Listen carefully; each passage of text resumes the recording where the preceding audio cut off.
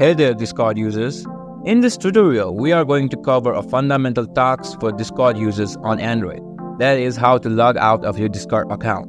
Whether you are switching devices or simply taking a break, knowing how to log out properly is very essential.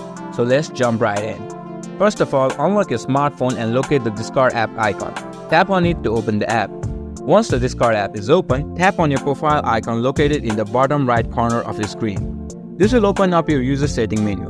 From here, look for the gear icon on the top right corner of your screen. Tap on it to open your Discord setting.